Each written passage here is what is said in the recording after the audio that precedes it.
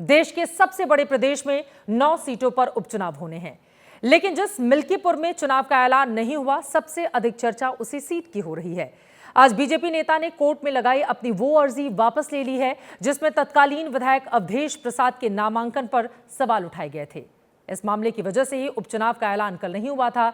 अब कल कोर्ट में सुनवाई होगी, जिसके बाद उपचुनाव का रास्ता क्या साफ हो पाएगा, ये बड़ा सवाल है।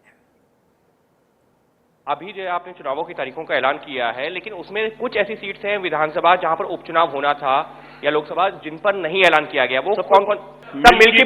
Milkipur also is under election पर। एबीपी न्यूज के रिपोर्टर अंकित गुप्ता ने कल जब मुख्य चुनाव आयुक्त से सवाल मिल्कीपुर को लेकर पूछा, तब उन्होंने मामला पेंडिंग होने की बात कही। अब कोर्ट में मामला दायर करने वाले पूर्व विधायक गोरखनाथ बाबा ने अर्जी वापस ले ली है।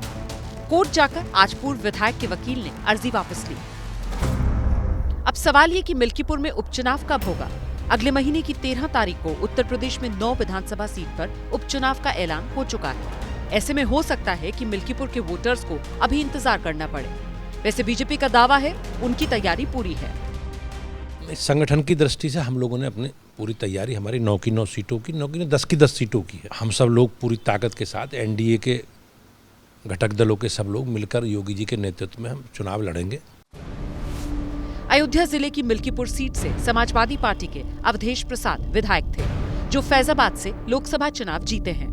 समाजवादी पार्टी ने इस सीट से अवधेश प्रसाद के बेटे अजीत की उम्मीदवारी का ऐलान कर रखा है।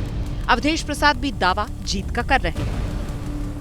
ये सीट समाजवादी जीतेगी और एक ऐतिहासिक जीत होगी। 1000, 2000, 10,000 की जीत नहीं, बहुत बड़े वोट से।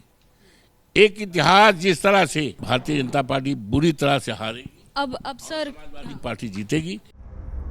वैसे कल जब आयोग ने मिल्कीपुर में चुनाव का ऐलान नहीं किया, तब विपक्ष ने बीजेपी पर निशाना साधा। अखिलेश यादव तक ने सोशल मीडिया पर पोस्ट कर सवाल उठाए। फिलहाल जो तकनीकी समस्या थी वो दूर हो चुकी है। इंतजार इस बात का है कि मिल्कीपुर में चुनाव को लेकर आयोग क्या फैसला लेता है। मिल्कीपुर को लेकर समाजवादी पार्टी सरकार के खिलाफ आक्रामक इसलिए है क्योंकि वहां का सामाजिक समीकरण उसके पक्ष में दिख रहा है। 2022 के चुनाव में समाजवादी पार्टी के अवधेश प्रसाद ने बीजेपी उम्मीदवार को हरा दिया था। करीब 3.5 लाख वोटरों में ब्राह्मण वोटर 60,000 हैं, यादवों की तादाद 55,000, पासी भी 55,000, मुस्लिम 30,000 के आसपास, ठाकुर 25,000, बाकी दलितों की संख्या भी 25,000 के आसपास है। चौरसिया समाज 20,000, वैश्य 15,000 हैं। पासी, यादव और मुसलमान वोट बैंक के दम पर समाजवादी पार्टी जीत की रणनीति बनाकर चल रही है। यूपी में उपचुनाव के लिए बीजेपी ने अभी उम्मीदवारों की लिस्ट जारी नहीं की है, लेकिन एबीपी न्यूज के पास सूत्रों के हवाले से एक्सक्लूसिव जानकारी है। हर सीट के लिए 3 दावेदारों के नाम हैं और उनका सीएम योगी के साथ कोर ग्रुप की बैठक में नाम तय किया गया है। इनमें से किसी एक नाम पर नेतृत्व की मोहर लगनी बाकी है। कटेहरी के फाइनल पैनल में अवधेश द्विवेदी, धर्मराज निषाद और अजीत सिंह के नाम हैं। करहल से अनुजेश प्रताप सिंह, शिवम चौहान, वीरेंद्र शाक्य के नाम आगे चल रहे हैं। गाजियाबाद से संजीव शर्मा, मयंक गोयल, ललित जायसवाल के नाम पर चर्चा है। सीसामऊ से नीतू सिंह, नीरज चतुर्वेदी, सुरेश अवस्थी में से किसी एक को टिकट मिल सकता है। कुंदरकी से शेफाली सिंह, रामवीर सिंह, मनीष सिंह के नाम आगे हैं। खैर से सुरेंद्र दिलेर, भोला दिवाकर, मुकेश सूर्यवंशी के नाम आगे चल रहे हैं।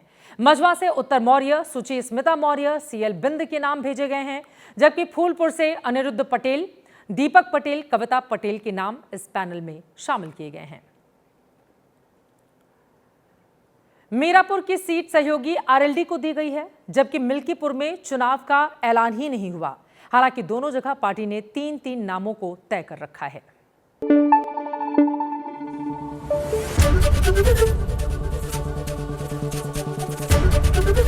एबीपी न्यूज आपको रखे आगे।